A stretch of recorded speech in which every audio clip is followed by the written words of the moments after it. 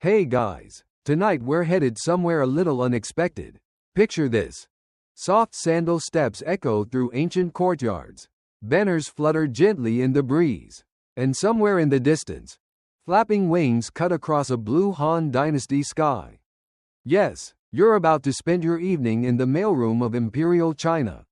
Not the kind with cubicles and passive-aggressive post-its, but one with scrolls, stamps, and geese. Actual, feathered, honking geese. Now, you might think managing a 4.000-year-old postal system sounds dreadfully boring, and honestly, it is. But there's something deeply calming about the quiet efficiency of it all. The rituals, the routes, the absurd logistics of trying to get one emperor's message across mountains and deserts. Hopefully before he forgets why he sent it. And let's be real. You probably wouldn't last a week in this job. Between tigers, long-distance foot travel, and the constant risk of scroll damage via rainstorm or goose misfire, it's not exactly your local FedEx. So, before you get comfortable, take a moment to like the video and subscribe, but only if you genuinely enjoy what I do here. And if you're tuning in from somewhere around the world, I'd love to know where you are and what time it is for you. Drop it in the comments. It's always amazing to see who's falling asleep with history together. Now, dim the lights, maybe turn on a fan for that soft background hum, and let's ease into tonight's journey together. You step barefoot across polished stone. It's early morning, and the palace compound hasn't quite stirred to full life yet. The air smells like ink, fried dough, and jasmine. Somewhere, a scribe yawns dramatically. But you've been summoned. You're not a warrior, not a cook, not a concubine or a scholar. You're something arguably more essential in this moment. A courier, a messenger, a human bridge between the emperor and his sprawling empire. Or at least, you're trying to be. The man ahead of you. He's the one in the crimson robe with cloud patterns on the sleeves. He's got a letter in his hands and a very serious goose in a wicker harness. You weren't expecting the goose. But we'll get to that. First, let's talk about how messages worked before feathers took flight. In the Han Dynasty, 206 BCE to 220 CE, communication was a problem of imperial scale. The empire stretched over 2 million square miles at its peak, bigger than modern-day Mexico, and somehow, the emperor still wanted to know what was going on in all of it. Whether it was a rebellion in the western provinces or an unusually plump harvest in the south. He wanted updates, constantly. So how did they do it? Before the birds, there were people, dozens of them, fast, lean, slightly cranky people whose entire job was to run between relay stations on foot or horseback, carrying scrolls packed in bamboo tubes. These were the mail runners of early Han China, and while they weren't exactly poetic, they were effective, sort of. They'd sprint for hours, through humid jungles or snow-dusted mountain passes, only to collapse at the next station where a replacement runner was already stretching out their calves. This was no Roman road system. This was grit, sweat, and occasionally getting bit by a wild boar. And yet, there was an elegance to the madness. Stations were spaced out like beads on a thread, with watchtowers in between and signaling systems made of smoke, flags, and mirrors. A good message could travel hundreds of miles in a day if the wind, terrain, and bureaucratic mood aligned. But horses? Horses were rare and expensive in southern China, and sometimes easier to steal than messages themselves. That's where things got creative. Here's your quirky fact of the night. Someone, at some point, no one agrees exactly when, looked at a goose and thought, "Yep, that's my next courier." Historians still argue whether this was born out of desperation, innovation, or pure bureaucratic boredom. Some say geese were first used to ferry messages across rivers where human runners would have drowned or wasted precious time finding a bridge. Others claim it was a symbolic thing, geese as divine messengers, celestial mailmen with wings touched by heaven. What we do know is this, at least for a short period during the Han Dynasty, the goose was in fact an official, if slightly chaotic, part of the Imperial mail system. The man ahead of you gently slips a strip of silk from his sleeve and ties it, ever so delicately, to the goose's leg. The bird doesn't flinch. This one's clearly a veteran. A soft honk escapes it, which in goose terms could mean anything from, "I am ready," to, "You forgot to feed me." You're still standing in awe. That's when someone presses a scroll into your hand. Apparently, you're escorting the goose today. And just like that, you're off, through the palace gate, past rows of chrysanthemums, and out into the dust. You and your honking companion are now the sacred link between the capital and the provincial governor who needs reminding, again, not to overtax the salt merchants. You feel the weight of history in your hand. Or maybe that's just the scroll.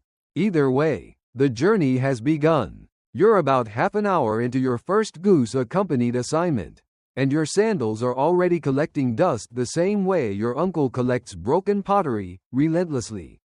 And with a touch of shame, the goose, whom you've internally named Commander Honk, waddles beside you with the kind of confidence only government-sanctioned poultry can muster. The road ahead is long, but not empty. What you're walking on isn't just a random dirt trail. This is part of the Han Empire's intricate web of communication arteries, relay roads built and maintained with impressive obsession. Think ancient logistics, but without GPS, asphalt, or anyone remotely fun at parties. These roads are dusty, but deliberate, packed earth, widened just enough for a two-person cart. On either side, signs in vertical Chinese script warn against loitering, gambling, or accidentally stepping on official dispatch runners, who tend to barrel through like caffeinated cheetahs in hemp robes. You're currently traveling what would have been considered a middle-distance route, less than 100 li, about 30 miles.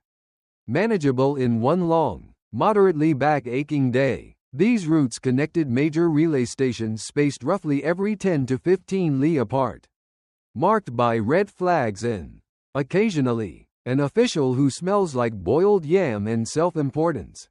Every few stations, you'd hit a Johnny, a fully stocked relay outpost. Think of it like a post office crossed with a roadside inn and just a pinch of light espionage. You can rest, swap scrolls, and admire how many scrolls the attendant is balancing on his head like it's a party trick. You're not sure if he's proud or just very, very bored. Each Johnny also has a goose enclosure now, which makes your job today slightly less impressive than you'd hoped.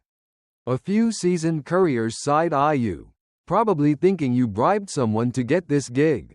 You just smile politely, adjust your scroll satchel, and keep walking. Geese were never the only option. They were supplements, special delivery, if you will, in rough terrain or across water. They shined, but on land, people still expected good old-fashioned human legwork. Some couriers rode on horseback. Sure, but horses in the Han Dynasty were about as accessible as imported cinnamon. Most were state property, reserved for military or very urgent messages, like, "The Emperor is annoyed you're not already building that bridge, level urgent." And here's your mainstream fact of the night. During Emperor Wu's reign, 141–87 BCE, the Han postal network reached its peak. Routes spanned thousands of miles, connecting frontier garrisons to central administration like a giant nerve system. Military reports, census data, and weirdly detailed weather updates zipped around the empire like hummingbirds on a schedule. At its most elaborate, the Han system used fire beacons for ultra-fast alerts, 1 flame signaling invasion, 2 for rebellion, 3 for, oh no, it's both. It wasn't quite Netflix buffering speeds. But hey, for 2.000 years ago, it was thrilling. Still, historians argue whether the expansion of this postal system was purely administrative brilliance or the emperor's deep paranoia about being out of the loop. He demanded updates so frequently that governors began inventing mildly interesting reports just to meet the quota. One bamboo slip recovered from a southern post station includes nothing but the phrase, "Local ducks remain well fed." Riveting. But back to you. The sun has started to tilt west. casting long shadows across a stretch of pine forest. Commander Honk seems to be dozing off mid-walk, which is impressive and slightly disconcerting. You, however, are focused on spotting the next Johnny. You're sore. You're not built for this. Last week you were copying grain ledgers in a quiet records room, where the only danger was paper cuts from bamboo slips and the occasional scolding from a eunuch who claimed your brushstrokes lacked ambition. Now, you've got a goose with a scroll tied to its leg and a surprisingly valuable piece of state correspondence sweating in your robe. A dust cloud rises in the distance. Another runner passes, panting and muttering about taxes and plum shortages. You nod politely and continue on. Goose glances at them, unimpressed. Eventually, you reach the station. It's a tidy structure of timber and tile, with a small water trough and two very sleepy dogs that clearly no longer care who comes and goes. Inside, the station attendant greets you without much enthusiasm. He sees the goose, raises one eyebrow, and simply gestures to the feathered courier board. There's a hook. You hang the scroll bag. There's a pen. You sign your name. Goose honks. Once, businesslike. Then something odd happens. The attendant pulls out a second scroll. It's not marked urgent, but it's sealed with blue wax, a sign that it's probably from the palace and going somewhere delicate. You're headed to the river crossing. Yeah? He asks. You nod. Take this one too. You slide it into your bag. 2 scrolls. 1 bird. 10 miles of open countryside. The wind's picking up now, brushing through trees like a soft hush. It smells faintly of ginger, pine resin, and that earthy musk geese leave behind. Not unpleasant, just distinct. You step out again, this time feeling the rhythm of the road beneath you. Step, honk, like a sleepy metronome, nudging you forward into history. You've been walking long enough now that your legs have entered that curious state of tired acceptance. They no longer complain. Exactly, they just operate on a slow, rhythmic autopilot. It's not glamorous, but it's oddly soothing, especially as the countryside begins to open up into gentle hills and gold-green fields of millet swaying like a sleepy sea. Beside you, Commander Honk continues his patrol of mild indifference. Every so often he dips his head to peck at a suspicious-looking leaf or honks softly at an imaginary rival. You've stopped trying to understand him. At this point, you're just co-workers. You reach a narrow bend in the road where a handful of other couriers are gathered, stretching their legs and chewing on strips of dried persimmon. One of them eyes your companion with a grin. Feathered express delivery today, huh? He says, nodding at the goose. Must be important. You shrug like it's no big deal, even though you're increasingly unsure whether this bird has any actual flight plans or if he's just here for moral support. Before geese got their wings in the mail biz, messages relied solely on foot or hooved transport, and neither method was particularly cushy. The earliest Han couriers had one job: run through rain, snow, ankle-deep mud, and sometimes war zones. Most didn't even get to read what they were carrying. Their job was to deliver the message, not understand it. And here's your historical nugget for tonight. Some of these runners were selected for speed from childhood. In rural areas, boys known for their stamina were recruited young, trained to run with sandbags, taught to memorize routes instead of using maps, which, frankly, were a luxury, and even conditioned to sleep less, because the emperor didn't take weekends off. Some ran barefoot to increase agility, their feet calloused into near armor. Others wore special split-toe shoes that let them grip rocky slopes more easily. And to stay hydrated, they'd carry a ceramic flask tied to their belt, which shattered if they fell. Motivation, ancient style. Now, not every message was military or state business. Some were letters between scholars, requests for supplies, or updates from one regional governor to another. But all had to be handled with care.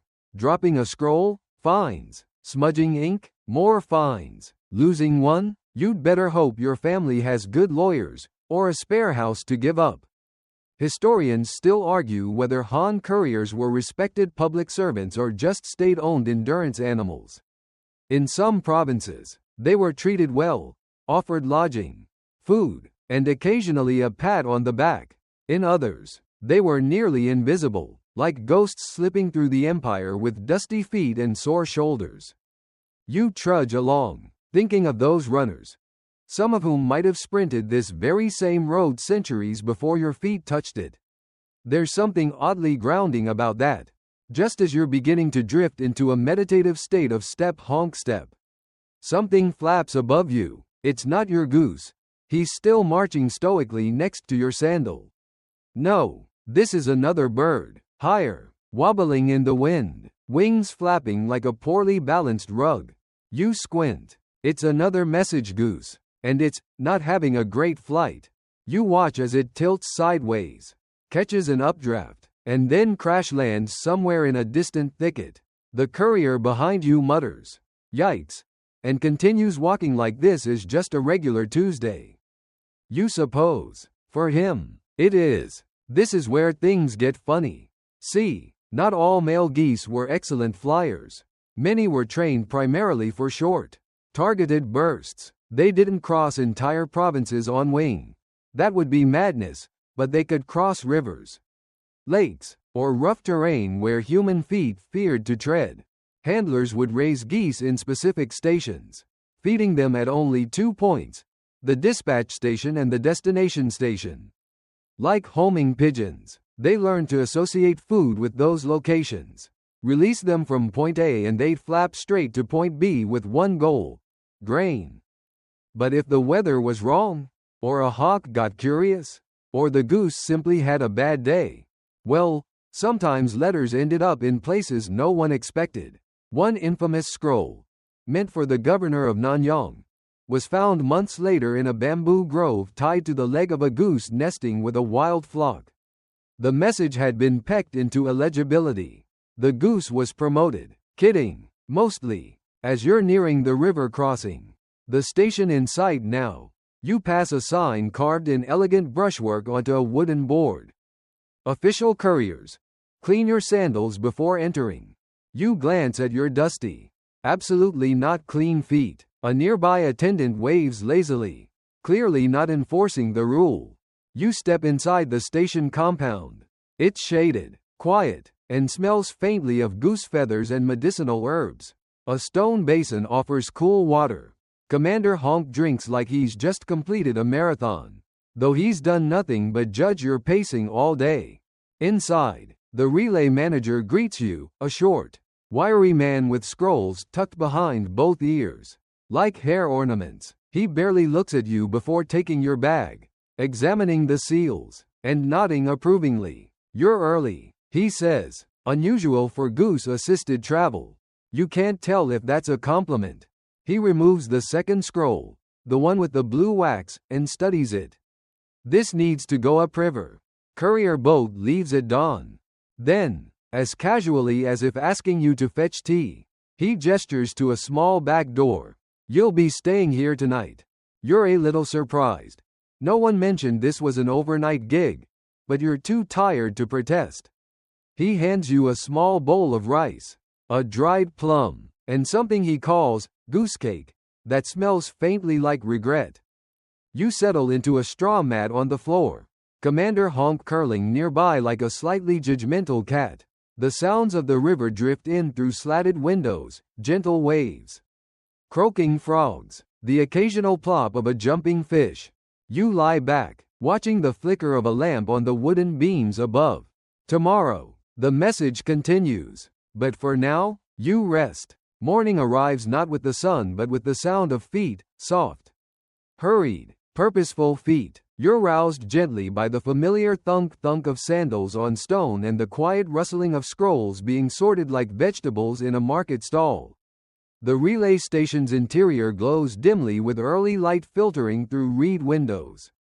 And someone has left a cup of lukewarm barley tea by your mat. It tastes faintly of grass and courtesy. Commander Honk, meanwhile, is already awake and preening like he's preparing for a ceremony. You're not sure if it's for grooming, intimidation, Or both, but it's very thorough and very loud. You sit up slowly, limbs a little stiff but not ungrateful. Outside, the boat awaits. It's not a grand barge by any means, more like a large canoe. Patched and weathered, piloted by two men in faded blue robes who look like they've been rowing since the Han Dynasty. You and the goose are the only passengers. Your scroll pouch has been returned to you, now lighter with the palace scroll removed, but still carrying two small dispatches meant for the village of Shongli. Upriver. As you step aboard, one of the rowers gives the goose a suspicious glance. Does it bite? He asks. Only the deserving, you reply, sipping the rest of your barley tea like a jaded diplomat. The boat pushes off, cutting through the fog like a brushstroke on rice paper. The world narrows to the sound of water, the creak of oars, and the occasional sneeze from the goose, who appears to be allergic to early mornings. Now here's your mainstream history fact. Rivers were the lifelines of Han communication. While overland routes were vital, waterways offered speed, directness, and a break from the agony of uneven terrain. Courier boats like this one weren't uncommon, especially in southern China, where rivers crisscrossed farmlands and acted like watery highways long before anything with wheels made sense. Unlike the overland Zhani system, river routes were more improvised. Stations were less formal, run by local lords or retired scholars with enough interest, or bribes, to manage traffic. Boats varied wildly in shape and size. Some looked like miniature dragon boats. Others resembled abandoned bathtubs with sails. Your boat falls somewhere in between. It creaks ominously every few minutes. But the river is calm, the breeze gentle, and the day ahead unfolds like a scroll. The courier beside you, his name is Shen, and he has the weathered face of someone who's seen 10 different emperors rise and fall, leans over and points toward a distant patch of reeds. Used to be a signal tower there, he says, burned down in '06. Goose crash. You blink. Excuse me? He nods sagely. Scroll caught fire mid-flight. Goose panicked. Took the tower with it. Not the brightest batch that year. You glance at Commander Honk, who blinks at you with what might be quiet offense. Or gas. Historians still debate whether the use of geese was ever truly widespread or simply a regional experiment gone weirdly right. There are only a handful of official records referencing it, and most of those are buried in poetry, metaphors, or side notes about avian hygiene. One bamboo slip famously reads, "The emperor's words, borne upon white wings, reach even the bamboo groves of Shongli," which sounds poetic until you realize it was likely written by a palace scribe trying to make goose mail sound dignified. But regardless of how common it really was, it captured the imperial imagination. Why? Maybe it was the symbolism. Geese migrate with the seasons, unfailingly, predictably. Their cries heralded change. What better metaphor for an emperor's command reaching the edges of his world? Or maybe, they were just cheaper than horses. You pass the ruins of an old riverside outpost. Its wooden beams long collapsed into mossy forgetfulness. A heron stands atop what's left of the roof, watching your boat glide by with the cold indifference of someone who's read all the messages before. And somewhere in the fog, you spot it, a flash of white, a goose, flying, gracefully, if awkwardly, across the water toward the far bank. You nudge Commander Honk and point. He does not care. Eventually, the boat drifts into Shongli's tiny port. It's not much, just a dock, a crumbling watchtower, and a boy with a stick poking at a suspicious puddle. You disembark, stretch your back, and nod to the rowers. Shen offers you a dry fruit as a parting gift. It tastes like disappointment and something slightly fermented. The village relay point is only a short walk uphill. You pass rice fields, sleepy dogs, and a very old man carving wooden fish for reasons known only to him. The station itself is tiny, just 2 rooms and a roof, and the postmaster is not present. Instead, a teenage girl greets you, her hair tied back, her robe marked with ink stains and determination. "I'm filling in," she says with the exact tone of someone who has already sent 3 geese this morning and is not impressed by your sandals. She takes the scrolls, inspects the wax, and carefully slots them into a compartment built into the wall. It's shaped like a pigeon coop, but smaller. You assume that's where the scrolls wait until the next outbound runner arrives. Do you want your goose fed? She asks. Yes, but only if he asks nicely. She stares. You both blink. I'll just do it, she says. You step outside while Commander Honk is treated to a bowl of millet and, luxury of luxuries, half a pickled plum. The air in Shangli is sweeter somehow. Maybe it's the river breeze. Maybe it's the subtle relief of having completed a leg of the journey. You sit on a smooth rock near the station and breathe in the scent of bamboo, steamed grain, and something floral you can't quite place. It's peaceful. For the first time all day, no one is running, honking, or asking you to carry a scroll tied to poultry. You lie back, arms behind your head, eyes half closed. Tomorrow will bring more steps, more scrolls, maybe even another boat, but for now, you've got a quiet breeze, a full goose, and a story that, centuries later, people still argue about. You wake slowly this time, lulled from light sleep by the sound of rustling straw and the soft cluck honk of Commander Honk, who is, naturally, already awake and checking the perimeter of the tiny station courtyard like a feathered sentry. Morning in Shangli tastes like steamed rice and warm mist. The sun hasn't yet climbed over the hills, but the sky glows with promise. Your legs are still sore from yesterday's march, but the kind of sore that feels earned, like you've done something useful. Even if that something involved escorting a bird through bureaucracy. The postmaster is back. He appears in the doorway as you're tying your sash, robes flapping like sails, scrolls tucked under both arms, and a bundle of dried noodles clenched between his teeth. You nod a polite greeting. 3 dispatches to Yuling village, he says around the noodles. And take the bird. Apparently, Honk is being reassigned. This is how your next journey begins, with noodles, a slightly less judgmental goose, and 3 scrolls sealed with bright red wax. The kind used for official messages with an unfortunate tendency to start small wars when delivered to the wrong address. You set off again, this time through narrower paths that snake around terraced rice fields. The air here is thinner, cooler, scented with mint, clay, and the faintest whiff of animal dung. It's oddly comforting. As you walk, you start to think about the sheer volume of communication the Han state must have managed. Scholars estimate that thousands of messages moved each week across the empire, military orders, census updates, requests for supplies, promotions, demotions, weather reports, tax audits, marriage approvals, even horoscope readings for Imperial birthdays. Which brings us to tonight's quirky fact. Some messages weren't allowed to travel on certain days. Why? Because of astrology. That's right. Within the labyrinth of Han administration, message sending had to dance in step with the stars.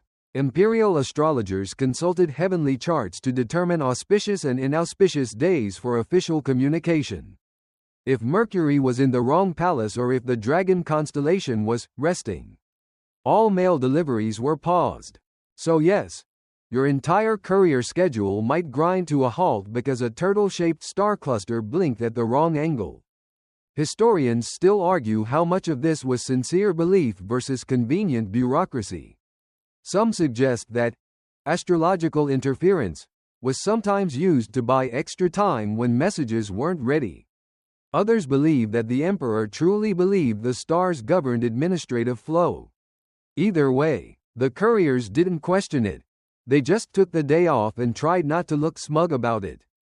Your own delivery today, thankfully, falls on a Yi-Ri, a beneficial day for both movement and messages. Which means the path is open, the scrolls are primed, and your goose is currently investigating a puddle. You push onward. The path grows steeper, winding through bamboo groves and sudden rock outcrops. Occasionally, carved stone markers rise from the earth like mossy teeth, etched with distance units, directional arrows, and warnings about bandits who may or may not still exist. You pause at one to read. Next station. Yuling, 5 Li. Avoid wild pigs. Good advice. You tighten your satchel. The Han didn't just rely on roads and stars. They also had a surprising flair for record-keeping. Each relay point recorded the arrival and departure times of messages, the names of the couriers, and even the physical condition of the scrolls. Smudged ink? Noted. Loose seal? Noted. Goose injury? Triple noted. In fact, one surviving record from a southern outpost details a full report on a courier goose with feather loss. Suspected stress from thunderclap. You read that right. Thunder-related anxiety was a documentable issue in the Imperial logistics chain. As you descend into a small valley, you find yourself walking alongside a gentle stream. It babbles beside you, mirroring your own internal monologue, which by now includes mental debates about goose nutrition, postal ethics, and whether you should have just stayed a scroll copying clerk after all. But there's something oddly addictive about the road. Each step takes you deeper into a history few ever experience firsthand. You're not just delivering letters. You're a pulse in the Empire's nervous system, carrying thoughts across vast distances, binding court to countryside with every sandal print. And when you reach Yuling, a small town nestled among plum trees and narrow clay paths, the townspeople greet you with polite bows and expectant glances. The station is a modest structure of bamboo and brick, and the relay officer, an older woman with piercing eyes and very organized eyebrows, accepts your scrolls with practiced precision. As she examines them, she gestures to your goose. "You're lucky," she says. "We used to get the one that bit fingers." You blink. "Commander Honk?" She laughs softly. "No, his cousin." As you take a moment to sit beneath a plum tree, your knees grateful and your stomach growling, a thought drifts in. Someone, somewhere, is waiting for the messages you just delivered. Maybe it's a tax collector, wondering when the next grain shipment arrives. Maybe it's a scholar tracking rainfall across provinces. Maybe it's a lonely official waiting for his brother's wedding poem. You may never know, but that's part of the magic, isn't it? The scrolls leave your hands. The road continues. The goose naps, and somewhere, a lamp is lit, a seal is broken, and a message takes root. You're halfway through a lukewarm bowl of radish soup in the Yuling station when a young assistant bursts in, face flushed, scroll in hand, and an expression that suggests someone just insulted his ancestors and stepped on his foot. "Urgent dispatch," he gasps, thrusting the scroll toward the relay officer. "Capital bound." The room stills. You pause mid-sip. Commander Honk looks up from his nap, vaguely alarmed. The officer sighs and turns to you. "Looks like your break's over. You're back on the road." Urgent scrolls are a different beast. They travel faster, with fewer stops, and with priority over all other messages, including the one you just delivered not 30 minutes ago. It's like spending all day writing a love letter, only to have your editor say, "Great, now do it again but with more running." So you lace up your sandals, tie your sash tighter, and sling the scroll pouch back across your shoulder. The new dispatch is sealed in gold wax, the kind used for top-tier reports or letters from very important people who write in unnecessarily florid brushstrokes. You also receive a note that reads simply, "Delivery expected by midday tomorrow. Goose optional." You and Commander Honk exchange a glance. Neither of you is thrilled, but both of you are professionals. The road back winds upward this time, through misty hills and cool cedar groves, where birdsong echoes like distant bells and the path grows narrow enough to second-guess your life choices. You've gone maybe 5 li when you pass an elderly farmer hauling bundles of straw on a cart pulled by the slowest ox you've ever seen. He nods at your satchel. "Carrying the Emperor's words? Hopefully not all of them." You reply, "That would weigh too much." He chuckles, waving you on. By late afternoon, you reach the riverside relay. The one with the boat. The same boat, in fact, though this time Shin the boatman is nowhere to be seen. Instead, his apprentice is there, a boy no older than 12, who looks both thrilled and terrified at the idea of rowing a goose across Imperial waters. Do I feed it? He asks you. Only if you want to survive. You deadpan, and board the boat. The river's calmer this time. Fewer waves, more reflection. The banks blur into gentle watercolor paintings, bamboo, the occasional deer, and the hum of cicadas tuning up for their twilight symphony. You lean back, watching Commander Honk stare at the water with dramatic intensity, as though solving the mysteries of the Empire one ripple at a time. It's here that you begin to truly grasp the obsession the Emperor had with communication. It wasn't just about power or control, it was about presence. The belief that no matter how far his officials roamed, how deep the provinces stretched into wilderness, his words would follow. Here's your historical anchor for tonight. Emperor Wu of Han was notorious for sending dozens of messages a day to his administrators. He wanted crop updates, fortification status reports, mineral discoveries, moon phase observations, you name it. And if the messages didn't arrive fast enough, or worse, didn't make sense, heads metaphorically, or occasionally literally, rolled. That pressure trickled down to everyone, relay officers, scribes, and yes, even couriers, especially couriers. Historians still argue whether this level of communication actually improved governance or just created mountains of bureaucratic nonsense.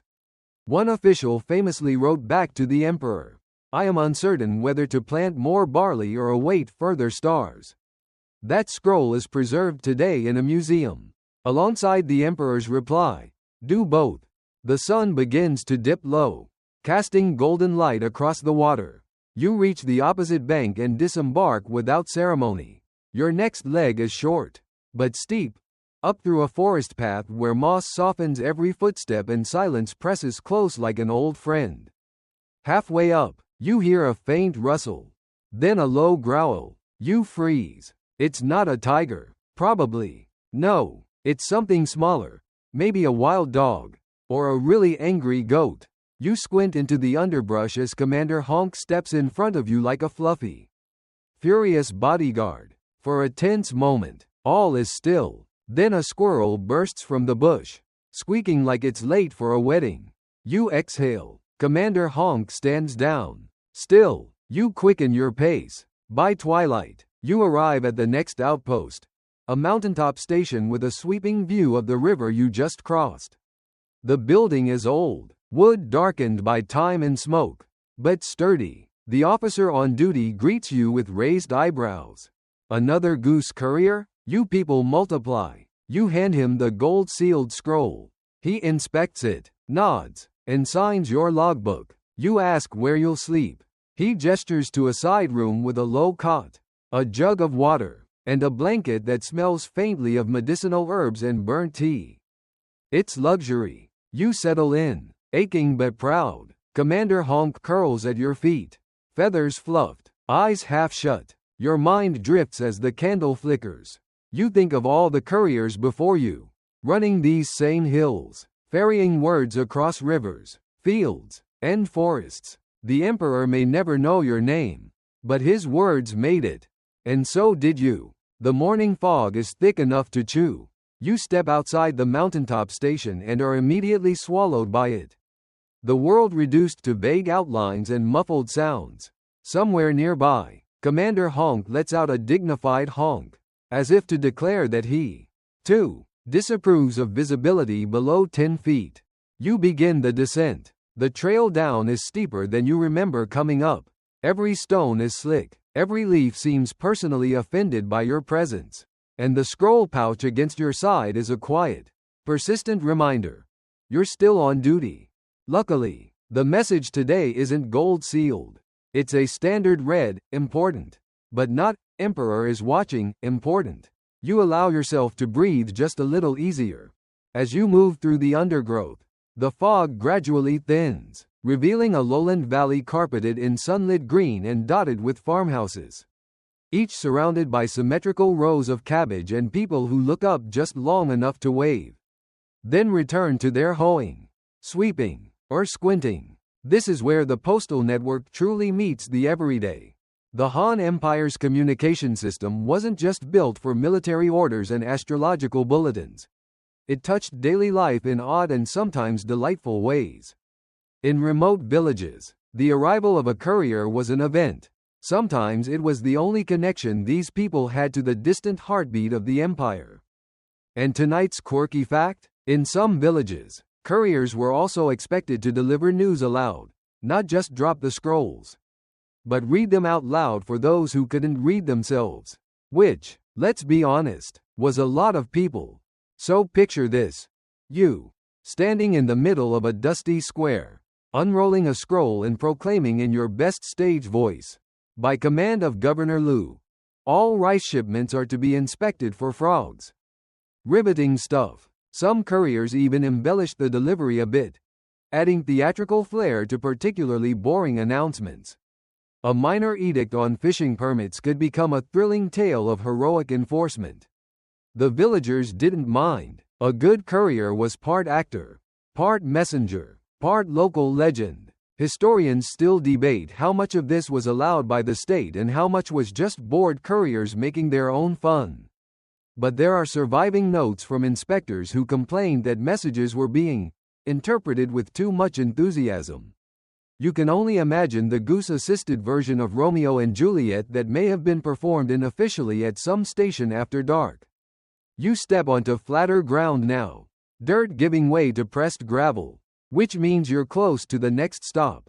This one's smaller, more of a postal lean-to than a station, with one sleepy clerk and one even sleepier goat dozing in the shade.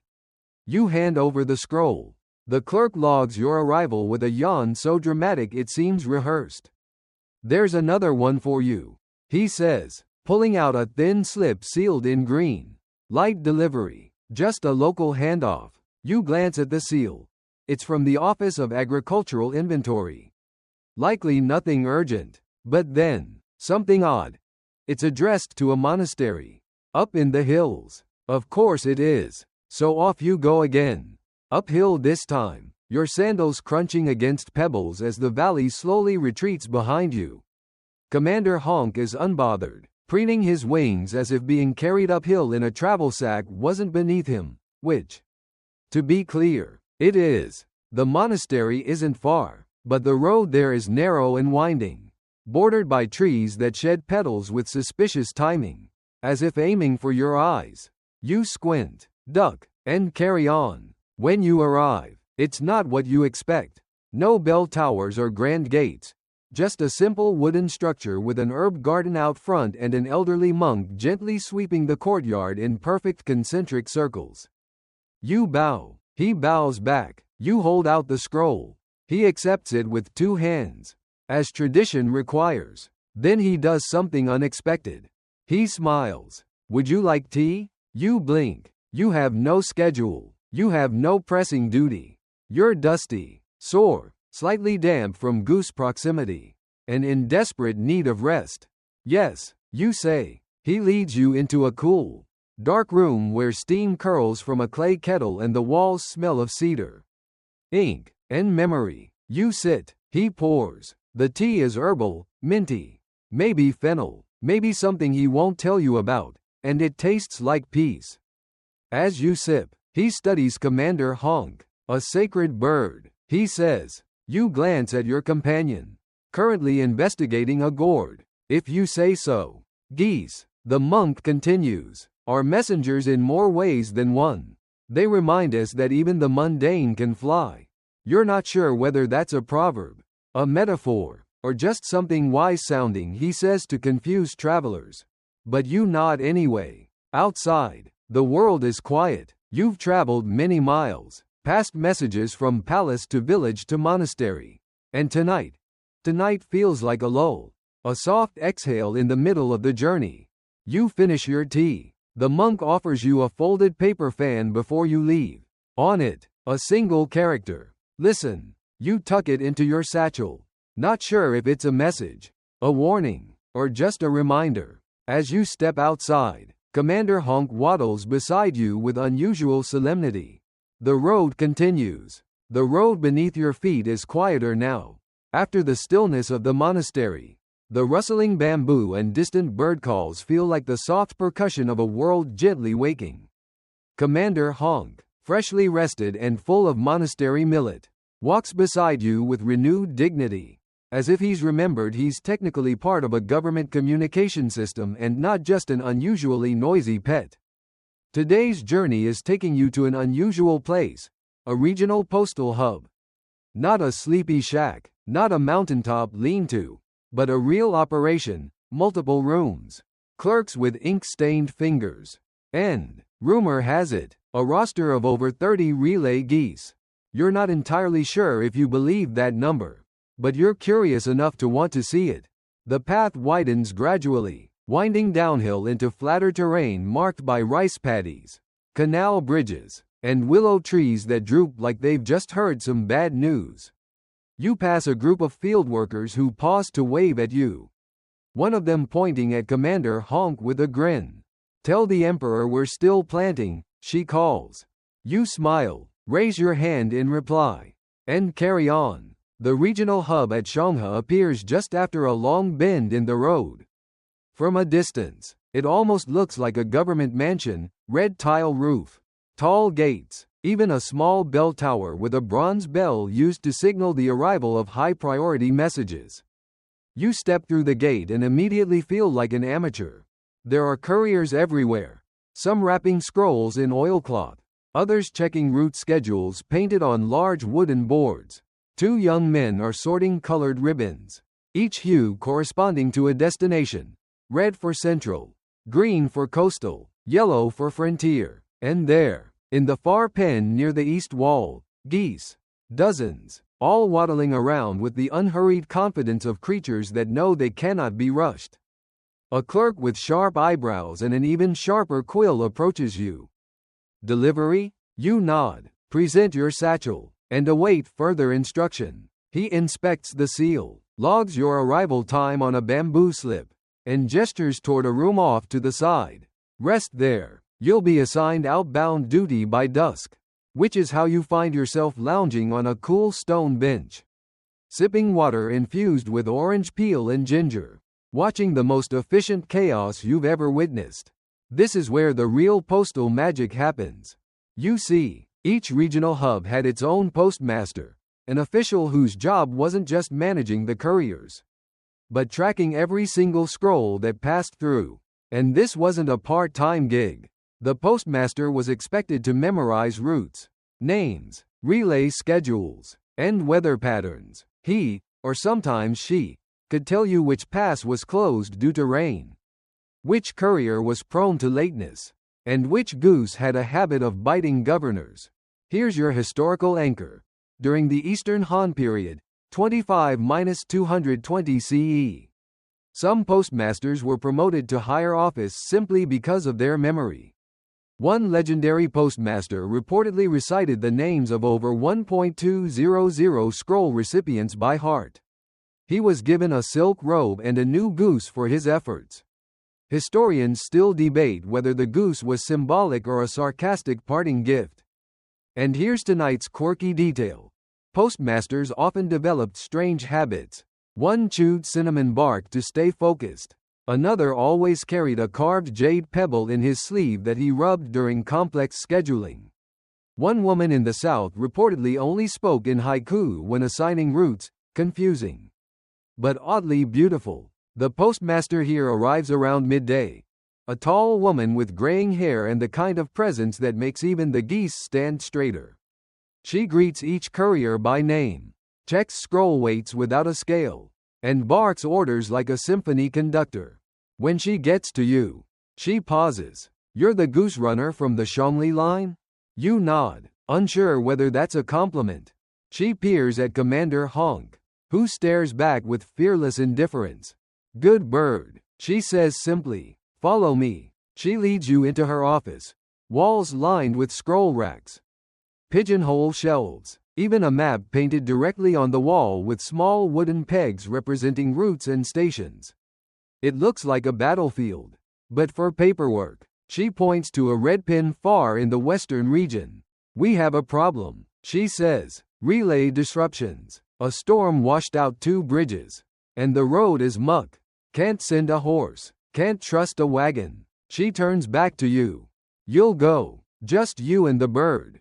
Of course you will. Before you leave, you're given provisions. Dried yam slices. A salted duck egg. And, bizarrely, a small packet of lavender-scented hand wipes. You don't ask. The scroll is marked with a brown wax seal, an unusual choice. You learn that this indicates it's from the Department of Border Affairs, which usually means either something very routine, or something absolutely not. Your route will take you across farmland, forest, and finally into the foothills of a region known for unpredictable weather and even more unpredictable goats. You set out once more. The sun is lower now, turning the rice fields into golden mirrors. You pass under an arched stone bridge where children play with paper boats and pretend to be naval officials. One of them points at Commander Honk and shouts, "Make way for the goose of justice."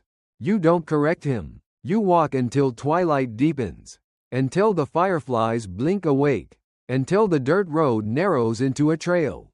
The world gets quieter, softer, as though tucking itself in. And there, on the edge of the forest, you find the next relay hut, small, thatched, barely visible in the dim.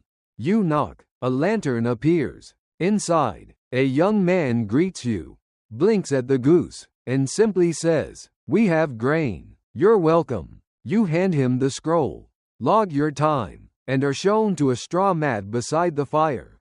Commander Honk settles nearby, cooing softly in his sleep. The flames crackle. Your legs ache in that reliable way, and your mind drifts again, wondering how many scrolls passed through this very station. How many people read words carried by feet and feathers? How many empires were held together by the quiet patience of couriers? You close your eyes. The empire hums around you, and the postmaster, wherever she is, moves another peg on the board. You rise with the dawn, not because someone wakes you, or because the rooster outside has any sense of timing, but because your body has become a kind of walking sundial. Light hits your eyelids and your brain says, "All right, courier, back to it." The young man from the station offers you warm rice porridge and a boiled egg. You eat it gratefully, watching a chicken outside chase a butterfly with misguided confidence. Commander Honk crunches through a handful of grains with the same stoic determination he brings to everything. Today's leg of the journey will take you deeper into the interior, past villages too small for maps and into farmland that rolls gently across the horizon like it's been freshly combed. You're not alone, either. The station keeper assigns a local guide to accompany you, an elderly woman named Auntie Maylin who is, you are assured, small but extremely fast. They're not kidding. Maylin is all wiry limbs and quiet purpose. And despite being twice your age, she moves like a wind spirit, darting up hillsides and cutting through tall grass with a bamboo staff and a knowing smirk. You and the goose both struggle to keep up. As you walk, she tells you about the land, how certain herbs only bloom after thunder, which temple bells are off-key, and which stream is best for washing travel socks. Then she says something curious. "You're lucky," she says. Not breaking stride. You're carrying the brown seal. You glance at your pouch. "What does brown mean?" She chuckles. "Brown means complicated." This turns out to be true. You reach a fork in the road just after midday, and Maylin stops suddenly, eyes narrowing. The bridge up ahead is gone, washed out by rain just like the postmaster warned. The river below isn't wide, but it's deep and fast, swollen with mountain runoff. No way across on foot. She frowns. "We'll have to send it." You blink. "Send what?" But she's already digging into her shoulder bag and pulling out a small length of silk ribbon, along with a tiny scroll tube, perfect for goose mail. Commander Honk, previously dozing under a tree, looks up in alarm. "Yes," Maylin says, approaching him with practiced hands. "It's your time." She ties the scroll gently to his leg, whispers something you assume is a pep talk, and steps back. Now, geese aren't known for their elegance, but what Honk lacks in grace, He makes up for unreliability. He takes a few waddling steps, flaps once, twice, and with a mighty whump of feather and effort, he's airborne. You both watch in silence as he arcs over the river. Wings steady, scroll secured. He lands a bit clumsily on the far bank, but upright, and begins the slow march toward the next station. You exhale. Think he'll make it? Mei Lin grins. They usually do. Here's tonight's historical detail to chew on. Ancient Chinese couriers, especially those in river or mountain regions, often developed secondary methods for message transmission. Geese were one. Wrapped scrolls were another. Some even trained dogs or monkeys for extremely short-range deliveries between buildings or across cliffs. Yes, you heard right. Monkeys. There's one account, which historians still debate the truth of, describing a mountain temple where monks trained macaques to carry prayers written on fabric strips between towers. The monkeys were rewarded with sweet rice balls. One monkey apparently refused to retire, continuing deliveries well into its senior years, earning it the nickname, Old Scroll Face. We digress. You and Mei Lin make your way to a ferry point further downstream, where a raft operator agrees to take you across for a half loaf of barley bread and a good story. You pay up and tell him about the goose. Again? He mutters, chewing slowly. Those birds are gonna unionize soon. On the far bank, you reunite with Commander Honk at the relay station. The clerk there confirms delivery.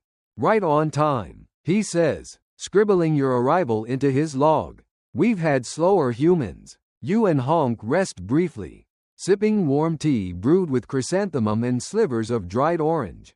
Mei Lin bows and takes her leave, disappearing into the fields with the same quiet grace she arrived with. You're a little sad to see her go. The next scroll you receive is bound in plain hemp. No wax. Just a knot. Tight and clean. This one's a local, the clerk tells you, straight to the herbalist up in Loyan. You raise an eyebrow. That's it? He nods. He ordered a new recipe for gout. The government tracks everything these days. Of course they do. Still, it feels nice to carry something not soaked in urgency. You set off at a relaxed pace, winding through a quiet grove of cypress trees, the kind that smell like temples in rain. The village of Loyan is tiny, just 7 houses and one extremely suspicious-looking goat. The herbalist lives in the tallest building, which is really just 2 floors stacked on hope and wood. He accepts the scroll with a delighted noise and immediately invites you in for soup. You decline politely. Outside, dusk has arrived. The sky turns a gentle lavender, clouds stretching like silk threads across the horizon. You and Honk find a small patch of grass by a half-dry stream. No station here, no official hut. Just nature, and the understanding that you'll be moving again soon. You lie back on your travel mat, staring at the stars beginning to emerge one by one. Somewhere nearby, a frog sings. Somewhere farther, a bell tolls. And beside you, Commander Honk tucks his beak under his wing and dreams of scrolls. The courier sleeps. The Empire breathes. By now, you've stopped keeping track of days. There's a rhythm to courier life that doesn't follow the sun exactly, or the moon, or even the messages in your bag. Instead, it follows the road itself, the steady rise and fall of steps, the silent weight of scrolls, the occasional honk. This morning begins not with the call of a rooster, but with the slap of sandals on packed dirt and the unmistakable grunt of a courier outpost springing to life. You're in a mid-sized station today. One with 2 rooms, a goose pen, and, luxury of luxuries, a functioning teapot. Commander Honk is preening himself beside the hearth like a noble who's learned nothing from the commoners. Today's dispatch isn't complicated, just a routine supply check message, bound in gray twine and marked with a silver seal. The clerk tells you it's headed to a granary town not far from here. And there's no rush, you could even walk it slowly. You're already putting on your sandals. The road is wide and worn, shaded in parts by towering sycamores. You pass a man driving a cart full of leeks who offers you one for luck. You take it. It smells like victory and breath mints. As you walk, you start thinking about something you haven't given much thought to: how messages are kept secret. After all, you carry words of the state, instructions, complaints, confessions, maybe even a poem or two snuck in by a bureaucrat with too much ink and not enough romance. So what's stopping someone from just reading them? Quite a lot, actually. Here's your historical nugget. Han Dynasty messages were protected with seals, often made of wax, occasionally lacquer or clay. Each official had a unique seal stamp, usually carved from stone or bronze, pressed into the wax to mark authenticity. The color of the wax often indicated urgency or department. If a seal was broken before it reached its destination, well, let's just say you'd better have a good explanation and no plans for promotion. But beyond wax and symbols, there were other systems too. Some messages were encoded using substitution scripts, meaning the words on the scroll wouldn't make sense unless the reader had the matching key. Others used split scrolls, one message written on two halves of a bamboo slip. One half was carried by a courier, the other half already waiting at the destination. If the writing aligned, the message was true. Historians still debate the effectiveness of these methods. Some argue they added a layer of theater more than security. But one thing's certain: in an empire this big, knowing who said what and when could shift power as easily as moving an army. And here's a quirk for the evening. Some lower-level clerks, forbidden from reading messages but curious anyway, were known to develop the skill of scroll listening, gently unrolling the scroll just enough to let it crack, and judging its length by the sound. One veteran claimed he could guess the sender based on weight and scent alone. He was either very gifted or extremely full of himself. You approach the granary town by midday. It's lively in a quiet kind of way, wagons moving slowly, people sweeping stoops, children chasing each other with sticks that are, of course, absolutely not weapons despite the sounds they're making. The granary itself is a wide, rectangular compound with thick earthen walls and two guards who eye your scroll pouch like it might contain secret blueprints for world domination. You hand over the dispatch. They nod solemnly, make a note in their ledger, and offer you a spot to sit. There's a well nearby, and you drink deeply. Water so cold it hurts your teeth and makes your soul consider re-enlisting in courier school just to taste it again. You ask if there's a message going out. They say no, but then pause, glance at each other, and produce a scroll from beneath the table. It's not sealed. It's odd. We're not sure where this is supposed to go, one guard says, but it arrived without a courier. You raise an eyebrow. Without? He shrugs. It was on the doorstep this morning, tied to a pigeon. The pigeon left. The message stayed. Commander Honk, naturally, is offended at this rogue bird behavior. You inspect the scroll. It's written in elegant script, short, and addressed simply to the one who understands. That's not ominous at all. Still, the clerks insist someone needs to take it to the next regional hub. And by someone, they mean you. So you're off again, this time with a scroll that may or may not be official, may or may not be a prank, and definitely was delivered by what you're starting to call a freelancer. You walk along the canal road, passing fishermen casting nets in perfect arcs. Commander Honk trots behind you like a bodyguard who wasn't told this mission would involve mystery. By twilight, you reach a quiet bend where an old woman sells tea from a small stand shaded by reeds. She offers you a cup for 1 coin or 1 story. You tell her about the pigeon. She laughs so hard she nearly spills your tea. That night, you sleep in a farmer's barn, curled on straw with a blanket that smells like dried beans. Commander Honk nests in a basket nearby, dreaming, perhaps, of organized mailrooms and well-behaved birds. And as you close your eyes, the pigeon scroll tucked beneath your satchel, you wonder, who is the one who understands?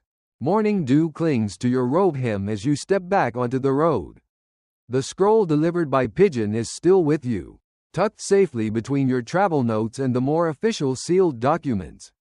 You've now spent several hours debating whether it's a prank, a mistake, or something truly important. Commander Honk, to no one's surprise, has offered no opinion. The next stop on your journey is a temple complex that doubles as a celestial observation post.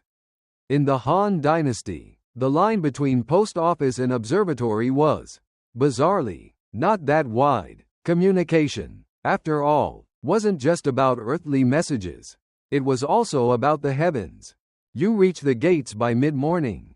It's a modest place, stone courtyards, clusters of prayer bells, a bamboo garden that sways with exaggerated grace whenever the wind remembers it exists. A monk greets you, dressed in pale blue robes and holding a wooden tablet used for recording celestial omens. Courier? He asks. You nod. Welcome. Did you arrive under an auspicious sign? You blink. I didn't check. He looks mildly disappointed and waves you inside anyway. This is where you begin to understand how deeply woven astrology was into the Han communication system. Most Imperial officials didn't just ask for updates on tax collections. They also wanted to know if Mercury was grumpy that day, or whether the Yellow Dragon constellation was having a moment. Here's tonight's historical anchor. Han court astrologers were among the most powerful civil servants. They advised on when to send military orders, when to hold banquets, and, yes, when to send messages. There were entire days deemed unlucky for writing, sealing, or dispatching scrolls. Courier stations had to adjust their entire schedules around these celestial no-go zones. Historians still argue whether these rules helped or hindered logistics. Some suggest they added predictability to the otherwise chaotic relay system, like celestial traffic lights.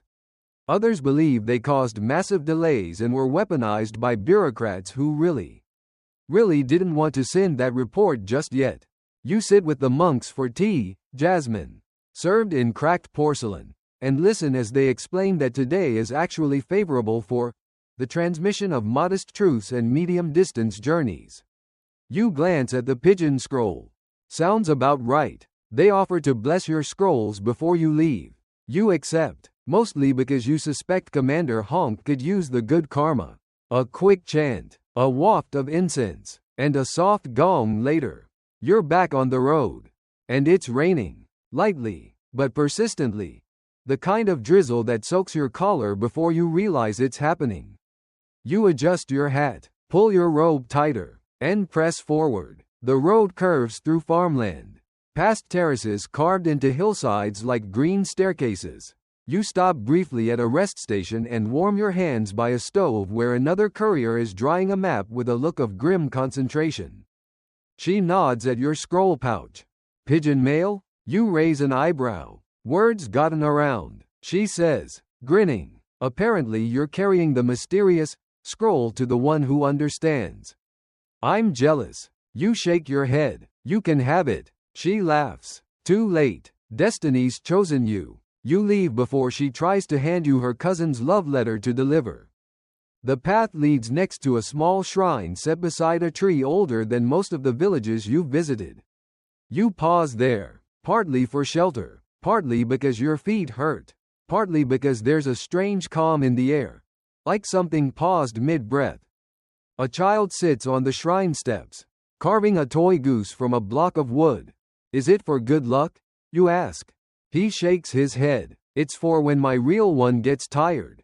You smile. Commander Honk fluffs his feathers proudly. Just past the shrine, the road splits. One branch leads to a trade outpost, the other to a relay station with a familiar name, one you've seen scribbled on multiple scrolls over the past week. It's time to deliver the pigeon scroll. You take the second path, walking with a new kind of energy, not faster, exactly, but steadier, focused, like your feet know the road is ending soon. The station is larger than expected.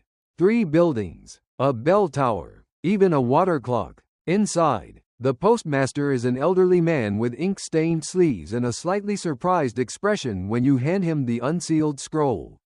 He reads it, slowly, twice. Then, to your amazement, he smiles. It's a weather report, he says. You blink. What? He taps the scroll. Encoded. But I recognize the structure. It's a chart from an independent observer.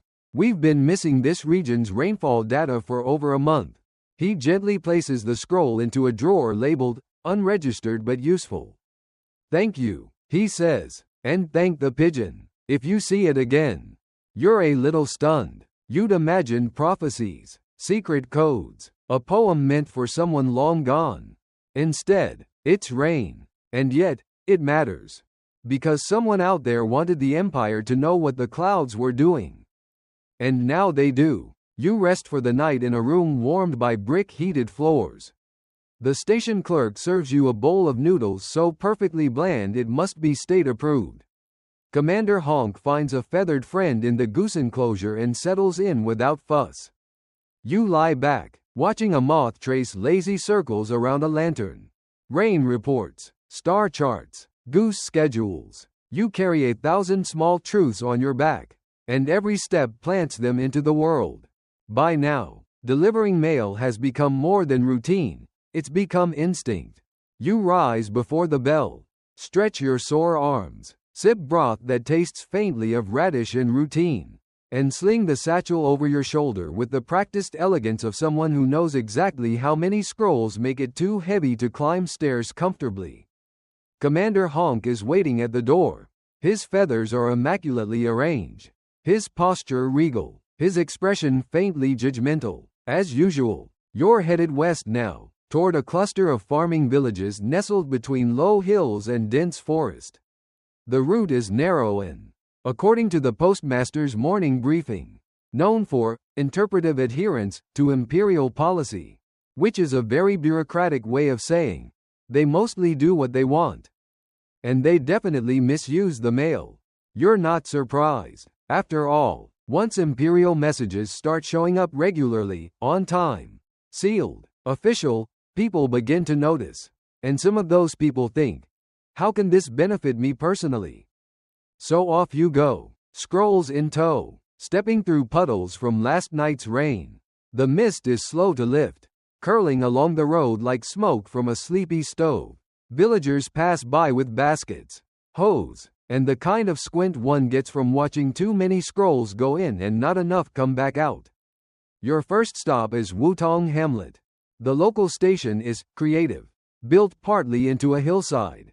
It's disguised to look like a storage shed. The clerk is a farmer's teenage son who can't read but claims to identify scroll destinations by smell. You hand over the sealed document. He sniffs it once, nods sagely, and files it under a basket labeled, probably official. You don't ask. As you leave, an older woman stops you by the road, holding out a folded slip. Can you take this to my cousin in Yukon? She asks. He owes me a duck. You open your mouth to politely explain that this is not how imperial communication works, but she's already slipped it into your hand and walked away. Muttering something about family and foul-based debts, you sigh and tuck it into your robe.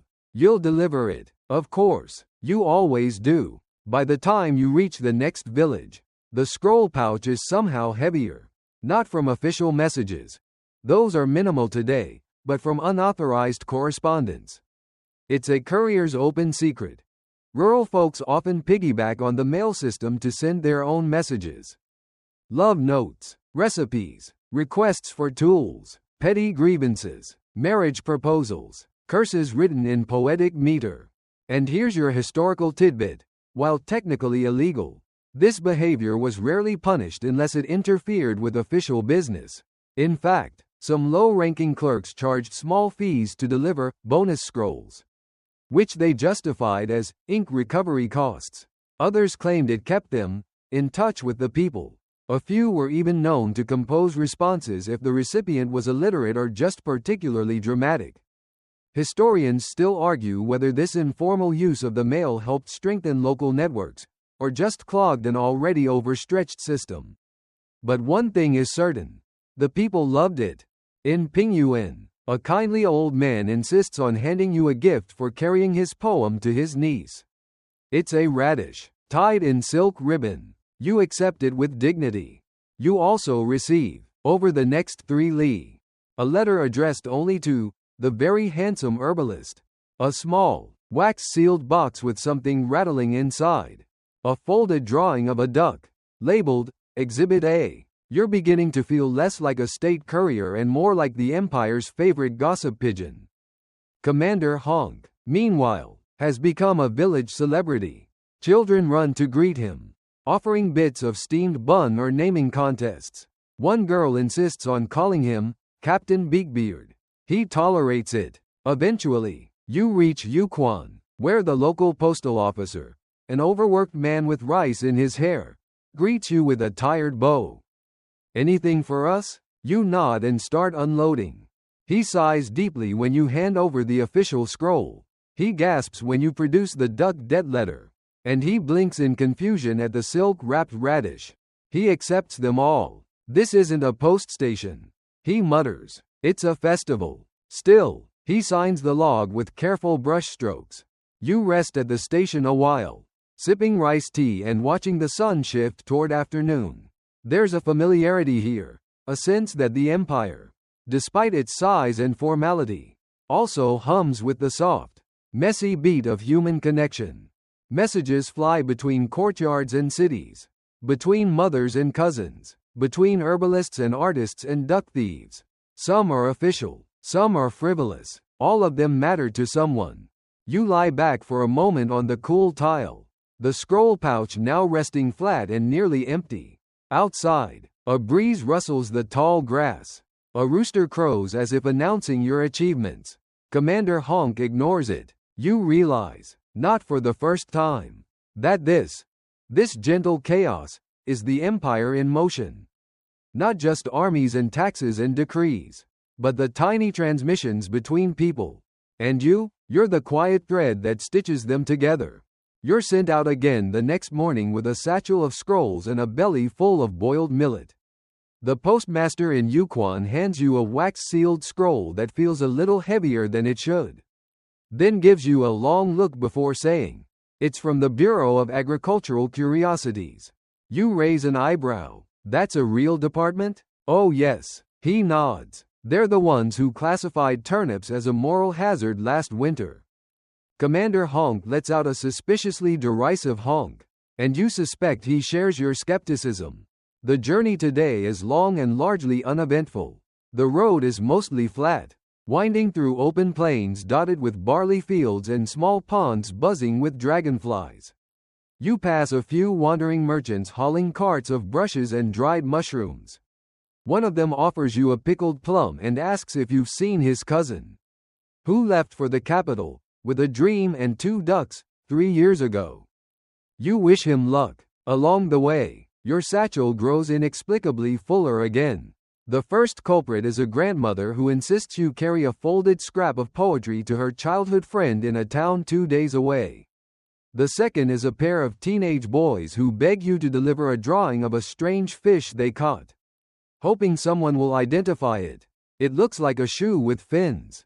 You accept everything. Of course you do. This is what your job has become. Tonight's quirky fact: the Han postal system was once used to transport dried fruit.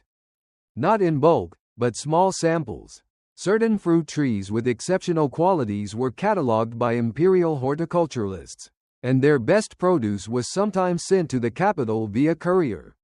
Preserved in paper packets or tied in fabric. A single peach could represent an entire town's hope for a better tax deal.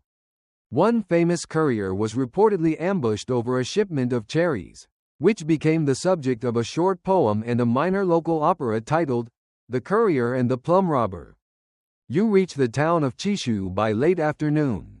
The streets here are wider, the people dressed in slightly finer robes, and the air smells faintly of vinegar and ambition. The postal office is housed in what used to be a watchtower. Inside, it's stacked with bamboo scroll tubes, bundles of tied herbs, and at least one goose sleeping on top of a filing cabinet. The clerk is young, cheerful, and utterly buried under scrolls. "Welcome," he chirps. "Care to help sort this batch while I boil water for tea?" You do, because honestly, sorting scrolls is a nice change from dodging wild dogs and deciphering poorly folded love letters. You quickly realize just how varied the mail can be. Here's a sample of what you read. Strictly titles only, you're not a snoop. Unless it's funny. Concerning the sudden softness of the northern cabbages. Request for blessing from temple goose. Experimental recipe. Vinegar-dyed turnip leather. Complaint. Neighbor's rooster believes it's a cow. You deliver the Bureau of Agricultural Curiosities scroll to a wiry official with wild eyebrows who nearly cries with joy. We've been waiting on this dataset for weeks, he exclaims. Unrolling the scroll carefully, it's the latest report on worm migration patterns through silty terrain. You try to look as excited as he does. You fail. He doesn't notice. You're invited to stay the night in a spare room behind the filing shelves. It smells faintly of ink, dried plum pits, and ancient ambition. Commander Honk makes himself at home in an unused paper tray and dreams softly of high office. As the lanterns dim, you reflect on how strange and beautiful this part of your job is. Not the dramatic couriers on horseback, not the rain-slicked passes or the imperial decrees, but this weird, intimate communication between everyday people and a government trying to understand them through dried peaches and hand-drawn fish. Historians still argue how effective it all was, how much real information the state received, whether the quirky, local messages added value or just slowed the system. But no one questions that it connected people. And you're somewhere in the middle of all that. The empire's slightly soggy thread, weaving farmer to scholar, child to official, grandmother to plum enthusiast. Outside, the wind rises. Inside, you rest between shelves of letters. And the goose, curled in his tray, snores softly. You leave Chishu early the next morning with the smell of vinegar still faintly clinging to your robe. The clerk hands you your next scroll, this one wrapped in faded silk and bound with twine rather than wax. It's marked for an archivist, which immediately raises a red flag in your brain. Archivists rarely send messages unless they've discovered something they don't fully understand or have overthought something simple into a crisis. It's a long walk today, through orchards thick with early apricot blooms and trails so quiet you begin to imagine that even the wind is waiting for news. Your thoughts drift, as they often do, to the changing nature of your job. You're not the only courier to notice. In the last few weeks, you've heard whispers at relay stations and quiet tea stalls. Things are shifting. Scroll volume is down in some regions, while others are suddenly overwhelmed.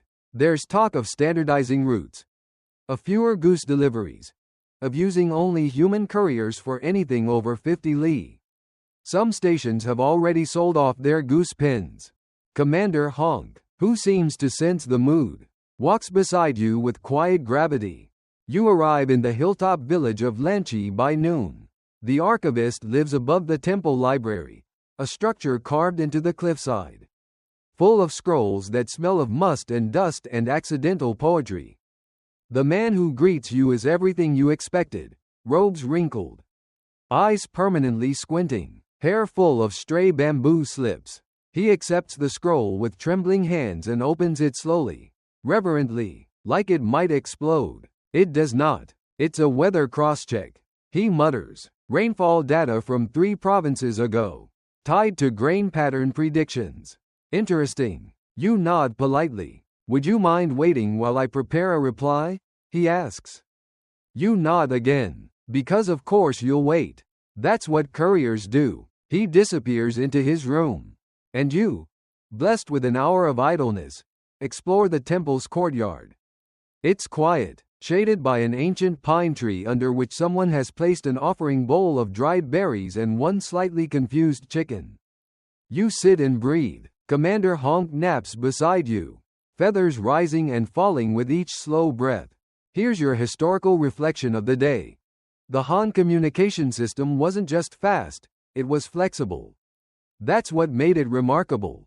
Messages could travel on foot, hoof, or wing. They could pass through mountain trails, rice fields, or floating docks. They adapted. They survived storms, floods, and rebellions. But they couldn't survive bureaucracy forever.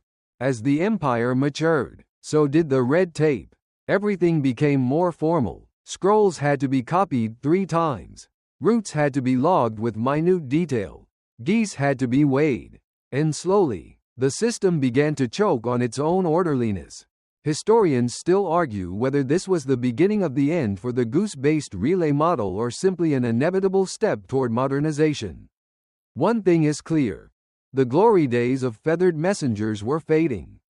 You return to the archivist just as he's tying off his reply scroll with shaking fingers.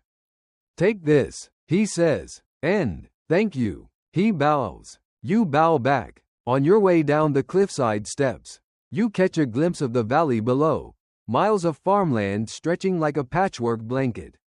Dotted with villages, temples, towers, and tiny couriers moving along invisible threads. Each thread connects a person to a person, a question to an answer, a fear to a reassurance. You carry that connection, literally. You make your way back down into the valley. The route back to the regional station is long, but the weather holds: clear skies, warm sun, and just enough breeze to keep your hat from becoming a sweat trap. Along the way, you're stopped by a young girl holding a small goose. "He wants to be a messenger," she says shyly. You crouch to inspect the bird. He's barely feathered, peeps more than he honks, and looks about as ready for state secrets as a dumpling. But you smile anyway. Tell him to start with short messages.